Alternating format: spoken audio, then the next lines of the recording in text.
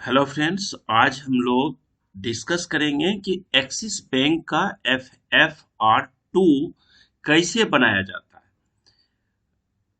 है। FFR2 का मतलब क्या होता है? Financial follow up report to.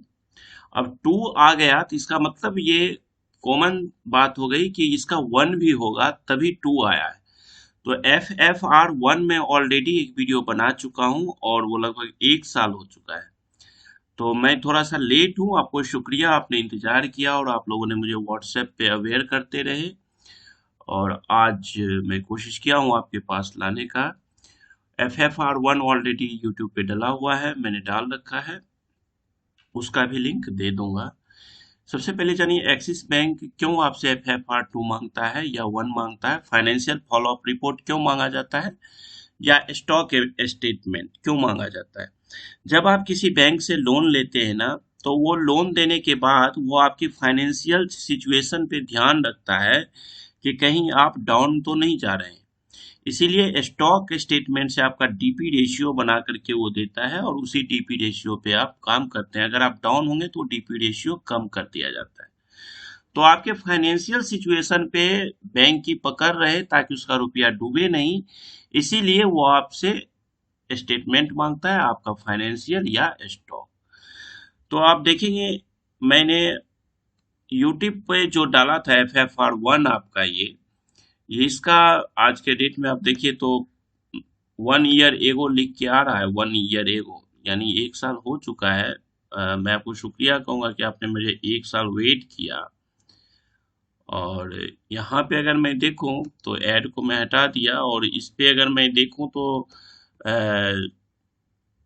Waiting for FFR2, waiting for FFR2, waiting for FFR2, सभी लोगों का था कि वेटिंग ही कि FFR2 आए। किन्हीं का 10 महीना हो गया, किन्हीं का 4 महीना, प्रमोद जी का 4 महीना हो गया, भक्ति सुनील शिंदे जी का भी 7 महीना पहले का है।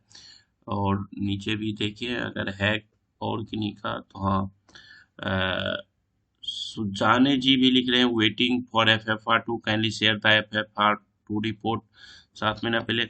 तो मैं शुक्रिया कहूंगा, आप लोगों ने इंतजार किया। आज मैं बनाने की कोशिश कर रहा हूँ। तो मैं हूं राम प्रकाश गौतम और हम चलते हैं अब FFR2 पे।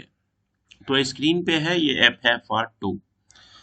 FFR2 को बनाने से पहले एक बात समझ लीजिए कि FFR2 जो है वो हाफ ईयरली दिया जाता है बैंक को, और FFR1 जो है वो क्वार्टरली दिया जाता है, और स्टॉक स्टेटमेंट जो है वो मंथली दिया जाता है। ये मैं बात कर रहा हूँ एक्सिस बैंक का। यस बैंक में ऐसा नहीं है या HDFC में नहीं है। हर एक बैंक का अपना अपना दायरा है, अपना अपना कैटेगरीज है कि किस तरह से वो कस्टमर को फाइनेंशियल पर, कस्टमर के फाइनेंशियल पर और कस्टमर पर अपनी ईगल आइज रख सके, ताकि कंपनी जो है, बैंक जो कंपनी का मतलब बैंक, बैंक लॉस में ना जाए, बैंक का पैसा बेड डेट्स में नहीं चला जाए। तो ये मैंने एक मान लिया है कि प्राइवेट लिमिटेड कंपनी में मैंने अपने नाम के आगे लगा दिया। ऐसा कोई कंपनी है नहीं, ये एक एज्यूमिंग है। मैं इंडिविजुअल आपके साथ हूँ, राम प्रकाश गौतम। तो हमें स्टार्ट करते हैं। स्टार्ट में देखिए सबसे पहले इसका हम देखें तो पार्ट ए है, और वो पार्ट ए है half yearly operating statement. Rupees इसका लैक्स में है, और इसमें आपको 3 कॉलम बना हुआ है। लास्ट ईयर एक्चुअल, जो कि आप बैलेंस शीट से ले लेंगे 2021 का। करेंट ईयर एस्टिमेटेड है 21, 21st, 22nd का, जो कि एस्टिमेटेड होगा। और हाफ ईयर इंडेड 30 सितंबर 2021 का। अब आपको ये ध्यान रखना है कि मैं इस वीडियो को अभी बनाने का भी मेरा जो ऑब्जेक्टिव यही था कि जो भी एक्सिस बैंक के कस्टमर हैं उनको अभी देना पड़ेगा 30 सितंबर 2021 का डेटा अपने बैंक को FFR2 के रूप में। तो इसीलिए मैं सोचा कि अभी सही समय है इसको बनाने का भी, जिससे हमारे दोस्तों को, हमारे भाइयों को मदद मिल जाएगा।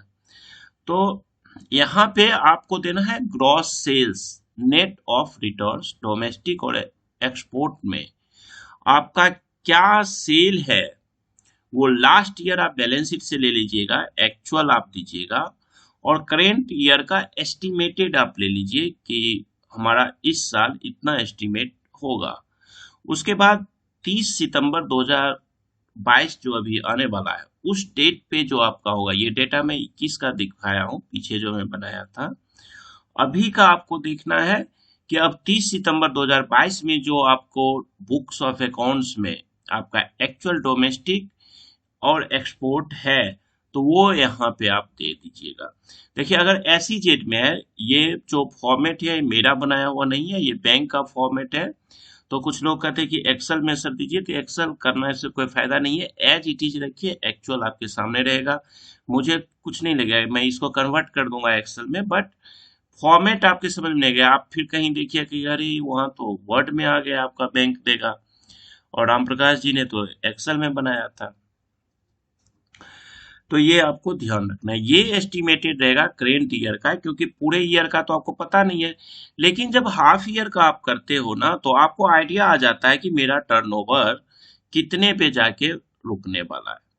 अब डोमेस्टिक और एक्सपोर्ट अगर एसईजेड का भी है तो यहाँ सी पॉइंट में आप एसईजेड दे दो, अदरवाइज आप एसईजेड को एक्सपोर्ट में भी जोड़ सकते हो। एसईजेड जस्ट लाइक एक्सपोर्ट ही होता है, बट अगर सी में, क्योंकि अगर आप एक्सपोर्ट में एसईजेड दे दोगे ना, तो बाइफिक्रेशन करने में आप फिर मिस्टेक कर चुके, माना जाता है लेकिन एक्सपोर्ट तो है नहीं ना वो। तो उस केस में वो डीम्ड एक्सपोर्ट होता है, जो एसईजेड में जाता है सेल, वो आपका डीम्ड एक्सपोर्ट में होता है। एक चीज मैं बता दूं, अभी मैं एक इंटरव्यू ले रहा था, तो एक बच्ची आई थी इंटरव्यू देने के लिए, एक मैम। तो मैंने पूछा उनको इंपोर्ट क्या है, उन्होंने इंपोर्ट और एक्सपोर्ट बोल दिया। तो क्वेश्चन इंटरव्यू में थोड़ा ज्यादा हो जाता है, अगर आप अपने तरफ से क्वेश्चन ऐसा कोई आंसर दे दो जो क्वेश्चन को लेकर के आ रहा है। तो एक्सपोर्ट और इंपोर्ट समझिए, एक्सपोर्ट का मतलब क्या हुआ, अगर कोई गुड्स आप भारत के इंडिया के बाहर भेजते हैं, इंडिया से बाहर अगर कोई भी गुड्स आप भेजते हैं तो वो एक्सपोर्ट हो गया। और इंपोर्ट होता है कि अगर कोई गुड्स इंडिया के बाहर से आता है, मतलब इंडिया के बाहर से अगर कोई गुड्स आएगा तो उस गुड्स को हम इंपोर्ट मानेंगे। अब एक चीज यहाँ ध्यान रखिएगा कि इंडिया के बाहर का मतलब ये नहीं होता है कि जितना भाग जमीन है सूखा है, समुंदर का भी जो लास्ट इंडिया का बॉर्डर है अगर वो समुंदर में भी पड़ता है, तो समुंदर के बाहर का जो एरिया हुआ, समुंदर के पार का जो एरिया हुआ, वो आउट ऑफ इंडिया होता है। तो जब आउट ऑफ इंडिया से, भारत के बाहर से जब कोई गुड्स आए आपके पास, तो वो इंपोर्ट हुआ। और जब आपका कोई भी गुड्स भारत के बाहर जाए तो उसको हम एक्सपोर्ट मानते हैं। क्लियर? अब यहाँ पे इस दोनों का टोटल आप लिख दीजिए। लेस एक्साइज ड्यूटी, ये फॉर्मेट में इनको जीएसटी लिखना चाहिए, अब जीएसटी आ गया, लेकिन ये फॉर्मेट अभी तक अपडेट नहीं किए हैं तो एक्साइज चल रहा है। हो सकता है अगर इस बार में अगर ये चेंज करके देते हैं आपको, तो यहाँ पे जीएसटी या कोई भी ड्यूटी वगैरह है तो वो यहाँ पे आपको दे देंगे, टैक्स वगैरह। अब यहाँ पे नेट सेल आ जाएगा 30 माइनस 30। हमारे केस में क्या, अब आपके केस में भी एक्साइज नहीं है तो यहाँ पे नील कर दीजिए। अगर जीएसटी यहाँ पे लिख के आता तो आप जीएसटी नील लिखिएगा, अदरवाइज यहाँ पे लेस एक्साइज ड्यूटी, ड्यूटी कुछ नहीं है तो यहाँ पे नील कर दीजिए। ठीक है? अब कस्टम ड्यूटी भी होता है, और कस्टम ड्यूटी जब एक्सपोर्ट में होता है तो वैसा कुछ नहीं होता है ड्यूटी। एक्सपोर्ट वाले केस में तो आप पे नहीं करते हैं, टू पे बेसिस पे आप पे कर सकते हैं, लेकिन वो केस रेयरेस्ट होता ही नहीं है, रेयरेस्ट होता है। अगर वैसा कुछ होगा तो फॉर्मेट देगा, अदरवाइज आप उसमें वो बैंक वाले आपको खुद बता देंगे। अब नेट सेल आपका आ गया 1 - 2, यानी इस टोटल में इसको माइनस करेंगे तो यहाँ पे आ जाएगा। अगर आपके केस में ऐसा कुछ हो तो आप जरूर दीजिएगा, क्योंकि अभी भी कुछ आइटम्स में एक्साइज है तो उस चीज में दीजिएगा। कॉस्ट ऑफ गुड्स सोल्ड, अब क्या होता है जब आप कोई माल सेल करते हैं, तो माल सेल कैसे करते हैं, माल को पहले मैन्युफैक्चरिंग करते हैं, प्रोडक्शन करते हैं। जब आप गुड्स का प्रोडक्शन करते हैं और मैन्युफैक्चरिंग करते हैं तो कैसे, वो हवा में थोड़े हो जाएगा, उसके लिए तो आपको बनाना पड़ेगा। क्या बनाना पड़ेगा, गुड्स को, गुड्स का मैन्युफैक्चरिंग करना पड़ेगा। गुड्स का मैन्युफैक्चरिंग करने के लिए आपको चीजों की रॉ मटेरियल की जरूरत होती है, आपके लेबर की जरूरत होती है, बिजली पानी की जरूरत होती है, सारी चीजें मशीनरी की जरूरत होती है। तो ये आपके क्या हुए, कॉस्ट हो गए ये सब। तो कॉस्ट ऑफ गुड्स में इन्होंने एबीसीडी करके दिया। तो raw material consumption including stores and spheres use in the process of manufacture, ये सारे चीज का आप रॉ मटेरियल स्पेयर्स वगैरह है, स्टोर में इंक्लूडिंग है, उन सबको लेकर के टोटल यहाँ पे एक आप लिख दीजिएगा। कुछ अदर स्पेयर है वो आप दीजिएगा।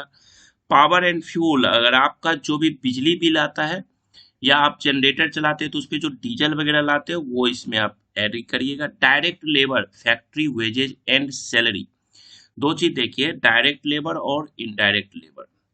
डायरेक्ट लेबर में वो चीज आता है, लेकिन यहाँ पे इन्होंने लिख दिया फैक्ट्री वेजेज एंड सैलरीज, क्योंकि अगर खाली ये डायरेक्ट लेबर लिखते तो आप क्या करते, जो मैन्युफैक्चरिंग से रिलेटेड एम्प्लॉयज है उसकी ही सैलरी आप देंगे। वेजेज का मतलब वो होता है जो मैन्युफैक्चरिंग से डायरेक्ट जुड़ा हुआ होता है, लेकिन आप, क्योंकि ये डायरेक्ट एक्सपेंस में वेजेज आता है, और सैलरी जो है वो पीएनएल का पार्ट है, वेजेज जो है वो ट्रेडिंग का पार्ट है। तो पीएनएल का इन्होंने इसलिए लिख दिया कि वेजेज और सैलरी भी अल्टीमेटली तो कॉस्टिंग ही हो गया ना, सैलरी भी, तो सैलरी भी और वेजेज भी दोनों मिला करके आप यहाँ पे दीजिए, जिसको आपको इन्होंने उसको वेज सैलरी को भी आपको डायरेक्ट लेबर के रूप में ये दे दिए, वर्ड उन्होंने ऐसा दिया, बट लेबर चार्जेस भी आपको दे दीजिए। एस्टिमेटेड, एक्चुअल एंड प्रीवियस जो था वो डाल दिए आपने।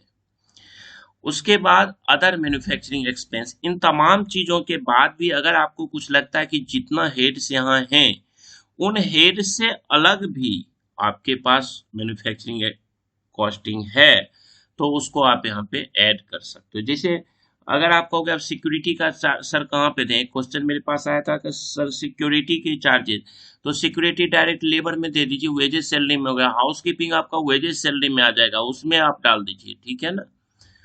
डेप्रिसिएशन जो आपकी मशीनरी का होता है, फिक्स्ड एसेट्स का होता है, वो डेप्रिसिएशन का यहाँ पे दे देंगे। और उसके बाद आप इस सब का टोटल ले लेंगे, तो ये सब टोटल आपको आ जाएगा 5132.39। अब इसमें आप ऐड करिएगा स्टॉक का, opening stock in process and finished goods.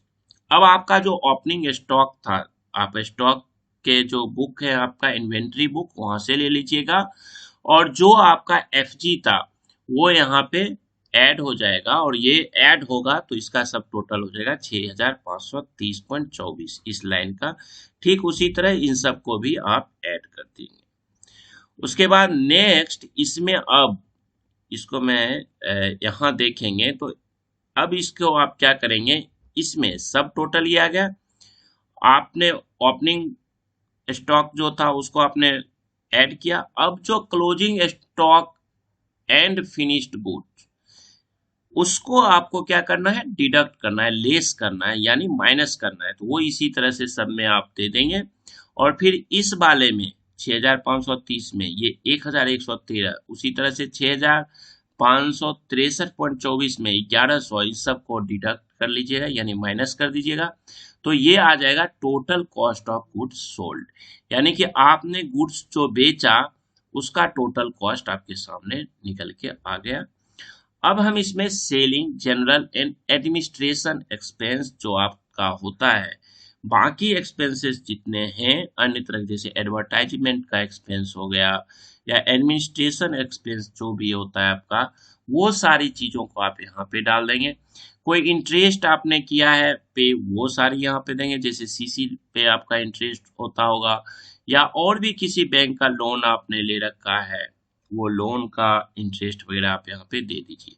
सब टोटल, अब 5 तो यहाँ तक का टोटल आ गया है। अब 5 में आप यहाँ पे बाकी चीज 6, 7, 8 और 9, सॉरी 5, 6 और 7 को जब आप ऐड करेंगे तो यहाँ पे आ जाएगा सब टोटल 5 + 6 + 7, ये सब का टोटल यहाँ पे आप ले लेंगे, ठीक है। ये सब टोटल आपने 5, 6 और 7 ले लिए। अब ऑपरेटिंग प्रॉफिट, अब ऑपरेटिंग प्रॉफिट निकालने के लिए इन्होंने क्या, सब टोटल 8 में ये हो गया, और 3 में जो आपका एसेट था ये नंबर वाला नेट सेल 6,988.77, उसमें अब आप माइनस क्या कर दोगे, 3 - 8, ये आ जाएगा प्रॉफिट या लॉस आपका। अब ये प्रॉफिट एंड लॉस आने के बाद other non operating income expense, चाहे इनकम है तो प्लस में इनके, और एक्सपेंस आपको लगता है कि एक्सपेंस है, या आपका जो भी खर्चा होगा प्लस या माइनस में, या तो प्रॉफिट होगा या आपको लॉस होगा, यानी या तो इनकम होगा या एक्सपेंस होगा, तो वो आप यहाँ पे प्लस माइनस में दे देंगे, तो इससे क्या होगा, आपका पीबीटी आ जाएगा, या प्रॉफिट बिफोर टैक्स या लॉस बिफोर टैक्स आ जाएगा। तो वो आप क्या करेंगे, 9 - 10, यानी कि ऑपरेटिंग प्रॉफिट या लॉस, उसमें आप अदर नॉन ऑपरेटिंग इनकम या खर्चा, आय या व्यय, और इसको लेस करके आपका आ जाएगा पीबीटी या एलबीटी, प्रॉफिट बिफोर टैक्स या लॉस बिफोर टैक्स, ये आ जाएगा। ये से आपके बैंक को एक अंदाजा पड़ रहा है कि कंपनी प्रॉफिट में जा रही है या लॉस में जा रही है बिफोर टैक्स। तो ये पार्ट ए इसका कंप्लीट हो गया। अब इसके पार्ट बी में हम लोग चलते हैं। मुझे लगता है यहां तक आप लोग क्लियरली समझ गए होंगे। अब पार्ट बी में हम चलते हैं, और ये मानता है आपको fund flow statement. Fund flow statement जानते ही होंगे, वर्किंग कैपिटल माइनस, मतलब वर्किंग कैपिटल पहले निकालिए, क्या होता है, current asset minus current liabilities, फिर उससे आगे फंड फ्लो बनता है, आपको क्लियर पता है। अब देखिए half yearly fund flow statement बनना है, और जिसमें एक सेंटेंस आपको आ रहा है, ये इसको मैं थोड़ा सा, ये ऊपर हो जाएगा तो मैं इसको ना ऊपर करता हूँ। हो तो गया यार, चमत्कार हो गया ये।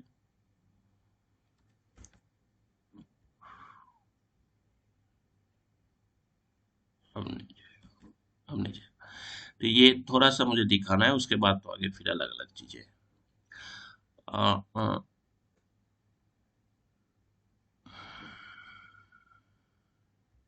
देखिए इसको मैं ऐसे कर देता हूं ताकि यहाँ से आपको क्लियर पता चलेगा। Half yearly fund flow statement, यहाँ पे इन्होंने सोर्स लिया, फिर उसी तरह से है लास्ट ईयर का आपको एक्चुअल लेना है, करेंट ईयर का एस्टीमेट लेना है, और हाफ ईयर इंडेड अभी 30 सितंबर 2022 को जो एक्चुअल आपके बुक में है वो आपको यहाँ पे लेना है। तो प्रॉफिट बिफोर टैक्स, ये जो ऊपर आपको आया ना प्रॉफिट बिफोर टैक्स, वही एज इट इज यहाँ पे आप ले आइएगा। उसके बाद डेप्रिसिएशन यहाँ पे आएगा, डेप्रिसिएशन भी आपको ऊपर आया था, ये देखिए सबसे ऊपर चले जाइए, यहाँ पे जब आपने कॉस्ट ऑफ गुड्स का निकाला था, तो कॉस्ट ऑफ गुड्स में आपने डिप्रिसिएशन डाला था, वही डिप्रिसिएशन आपको अब यहाँ पे भी डाल देना है, ठीक है। इंक्रीज इन कैपिटल, अगर आपके देखिए मेरे केस में नहीं हुआ तो हमने नील लिखा, लेकिन अगर आपके केस में अमाउंट है तो आप यहाँ पे लिखिएगा, ठीक है। इंक्रीज इन टर्म लाइबिलिटीज, अगर टर्म लाइबिलिटी कुछ लोन वगैरह बढ़ा है तो वो यहाँ पे लिखते जाइएगा। डिक्रीज, अगर कोई आपका फिक्स्ड एसेट्स में डिक्रीज हुआ है, या अदर कोई नॉन करेंट एसेट्स में आपका डिक्रीज हुआ है, तो वो यहाँ पे आप लिख दीजिएगा। बाकी चीजों के बाद अदर्स है, अगर वैसा कुछ है तो वो यहाँ लिख करके आप टोटल कर दीजिएगा, यानी इन सब का टोटल यहाँ पे कर दीजिएगा। देखिए मेरे केस में नील था तो हमने नील दिया, आपके केस में जो भी अमाउंट हो बुक्स ऑफ अकाउंट से आप यहाँ पे दिखा दीजिएगा। नेक्स्ट में चलूं तो आगे ये क्या कहता है, सेकेंड, इसी में पार्ट बी का सेकेंड जो इनका है वो आपका कहता है कि अगर कोई लॉस है तो लॉस मेरे केस में नहीं है। डिविडेंड पेमेंट कुछ भी हमने नहीं किया, टैक्स पे जो आपने किया वो सारा चीज आप यहाँ पे लिख दीजिए कि पिछले साल आपने क्या किया, इस साल आपका क्या एस्टीमेट है और अभी तक आपने एडवांस टैक्स वगैरह क्या जमा कर दिया, वो सारी डिटेल आप यहाँ पे जीएसटी वगैरह आप यहाँ पे शो कर दीजिए। डिक्रीज इन टर्म, किसी भी तरह का जो टैक्स है यहाँ पे शो कर दीजिएगा। मोस्टली अगर कोशिश करिएगा तो मेरे हिसाब से आपको यहाँ पे वही इनकम टैक्स ही दिखाना है, मेन रूप से इनकम टैक्स यहाँ पे दिखा दीजिए। टैक्स में ये इनकम टैक्स ही मान लिया जाता है, जीएसटी वगैरह का तो अभी इन्होंने कॉलम दिया नहीं है। टैक्स में आप इनकम टैक्स दिखाइए, अगर कहेगा तो आप बैंक से ऑटोमेटिक ऑब्जेक्शन आएगा, अगर आएगा तो जीएसटी टैक्स दिखा दीजिए, अदरवाइज टैक्स पे का मतलब हो जाता है डायरेक्ट टैक्स, ठीक है ना। Decrease in term liabilities including public deposits, अगर आपका कोई लाइबिलिटीज, अगर आपका टर्म लाइबिलिटीज कोई डिक्रीज हुआ है तो वो लिख दीजिए, इसके साथ आप पब्लिक डिपॉजिट जो है उसको भी आप ऐड कर सकते हैं। उसके बाद इंक्रीज, अगर आपका कोई फिक्स्ड एसेट में बढ़ा है तो वो आप यहाँ लिख दीजिए। एफए में कोई इंक्रीज हुआ है तो वो दे दीजिए। आईसीटी प्लेस हुआ है तो वो दे दीजिए। इन्वेस्टमेंट इन एसोसिएट सब्सिडरीज, ऐसा मतलब आपकी कोई कंपनी है, सब्सिडरी कंपनी है या कोई एसोसिएट्स है, उसमें आपने कोई इन्वेस्टमेंट किया है, कोई दूसरी कंपनी खोल रहे हैं आप अपनी कंपनी के साथ ही, सिस्टर कंसर्न, तो उसका जितना भी इन्वेस्टमेंट है वहां पर दे दीजिए। और अदर नॉन करेंट एसेट्स अगर और भी कुछ है उस सारे का टोटल यहाँ पे आप दे दीजिए। अब इस केस में आप देखिए प्रीवियस ईयर में था तो मैंने दिया, करेंट ईयर में होने का चांस भी नहीं है और अभी तक हुआ भी नहीं है, तो चांस देखिए, चांस में कोई दिक्कत नहीं है। अगर चांस में हमने ये एक एस्टिमेटेड दिया, एस्टिमेटेड का मतलब क्या होता है, एक आइडिया पे आपने दे दिया, एक अंदाजा पे आपने दे दिया। अगर हो गया बाद में, हमने यहाँ नील दिया, लेकिन मान लीजिए सितंबर में नील दिया और दिसंबर में ही मैंने मशीन खरीद लिया, या दिसंबर में ही मैंने कोई ऐसा एसेट ले लिया, दिसंबर में ही हमने कोई इन्वेस्टमेंट कर दिया, तो उस केस में क्या करेंगे, यहाँ पे हम दिसंबर का जो FFR2 नेक्स्ट हाफ ईयर में जाएगा यानी ईयर एंडिंग पे, उसमें आप यहाँ पे ले सकते हैं, कोई इशू नहीं है। उसके बाद यहाँ पे ये सारा टोटल, इस सब का टोटल आप यहाँ पे ले लीजिएगा, ठीक है। नेक्स्ट अगर मैं चलूं तो अगर अब आपका कोई लॉन्ग टर्म सरप्लस A-B, तो A-B के लिए अब आपके पास क्या करेंगे, ए और बी का आप डिफरेंस निकालेंगे। बी टोटल आपके पास ये आ गया 1280.02, और ए में अब आप जाइएगा तो ए आपका कहाँ पे आ रहा है, ए आ रहा है ये देखिए 1472। अब इसमें आप 1472 इसी रोज में, आप इसी रो में अब आप बी को इसको लेस करके यहाँ पे सारा अमाउंट लिख दीजिएगा, तो ये हो जाएगा लॉन्ग टर्म सरप्लस। ये प्लस या माइनस में आएगा आपको, अगर सरप्लस हुआ तो प्लस में, डिफिशिएट हुआ तो माइनस में अमाउंट आ जाएगा। Next, change in current asset increase, वो ऐसा कुछ है, अगर चेंज इन करेंट एसेट में कुछ प्लस माइनस हुआ है तो वो आपका यहाँ पे आ जाएगा। उसके बाद आप यहाँ पे चल सकते हैं, अगर देखें तो changes in other current liabilities other than bank borrowing, वो सारा चीज यहाँ दे दीजिए। Changes in working capital gap increase decrease, वो यहाँ पे आ जाएगा आपको। ये सारे आपको बताया हुआ है कहाँ पे किसको प्लस और माइनस करना है, उस कॉलम को आपको माइनस प्लस करना है। 4-5 तो ऊपर जा करके आप देखेंगे कि ये 4 है और ये 5 है, इसमें आपको यहाँ पे करना है। तो ये चीज आपको ध्यान से देखना पड़ेगा। और ये देखिए हिंट ये ऑलरेडी दे चुके हैं, फिर भी अगर नहीं समझते हैं तो इस वीडियो को देख सकते हैं, या थोड़ा सा दिमाग आपको अपना लगाना पड़ेगा। फिर 7th में क्या करता है, 3 और 6, 3 आपका कौन सा रहा, ये रहा, ये 3 रह गया और ये 6 हो गया। इसको आपको कहता है 3 और 6 के बीच का डिफरेंस ले आइएगा। Change in bank borrowing, bank के बोरोइंग में कुछ आपको इंक्रीज डिक्रीज हुआ, वो यहाँ पे आप ले आइएगा। इस सब के बाद ये आपका FFR2 फिनिश हो जाता है। अब सवाल उठता है, ये कुछ नोट्स दिए हैं कि FFR2 जमा कब करना होता है। तो this report should be submitted by the borrower with in 8 weeks from the close of each half yearly, यानी सितंबर के बाद 8 वीक्स आपको देता है। 8 वीक्स का मतलब मोटा मोटी 2 महीना का आपके पास टाइम हो जाता है, और इस 8 वीक्स में आप जमा कर सकते हैं। अगर 2-4 दिन फिर भी आपको चाहिए तो आपका रिलेशनशिप मैनेजर चाहे तो इसे सही कर सकता है, आपको टाइम दे सकता है। ठीक है, बाकी ये नॉर्मल कंडीशंस इसके हैं, इसमें कोई खास चीज नहीं है कि बैलेंस शीट से लेना है, बैलेंस शीट बराबर होना चाहिए स्टेचुटरी बैलेंस शीट से आपका। अगर सेपरेट सेपरेट है तो आपको सारे सेपरेट को आप एक साथ कंपनी में एज ए होल भी दिखा सकते हैं। ये कुछ अपना गाइडलाइंस इसमें दिए हैं, इसको आप पढ़ सकते हैं। ठीक है, तो ये आपका FFR2 था, और आई होप कि अब आपका FFR2 वाला क्वेश्चन क्लोज हो गया होगा। और एक्सिस बैंक का अगर आपके पास FFR2 बनाने का मौका मिलता है या FFR1 बनाने का मौका मिलता है तो आई होप कि आप इजीली बना लेंगे। ठीक है, तो इस वीडियो को मैं यहाँ खत्म करता हूँ, और मैं फिर से कहता हूँ कि अगर आपके पास कोई सवाल होता है तो कमेंट, वीडियो अब लगभग 600-650 वीडियोज हैं यूट्यूब पे, तो पता नहीं चल पाता है किसने कमेंट किया क्या किया। तो आप लोग हमें 8448610923 पे मैसेज कर दीजिए, व्हाट्सएप कर दीजिए। मैं कोशिश करूंगा 2-4 दिन में आपका जवाब दे देने का। दूसरी बात कि वो लोग करिए मैसेज जो खुद से बिजनेस कर रहे हैं या लर्नर हैं, अकाउंटेंट हैं। जो कंसल्टेंट है प्लीज वो मत किया करिए, क्योंकि आप अर्निंग करने के लिए बैठे हुए हैं, फीस लेते हैं। तो ऐसे केस में आप चाहिएगा कि मैं जवाब दूं तो पॉसिबल नहीं है सबको जवाब देना।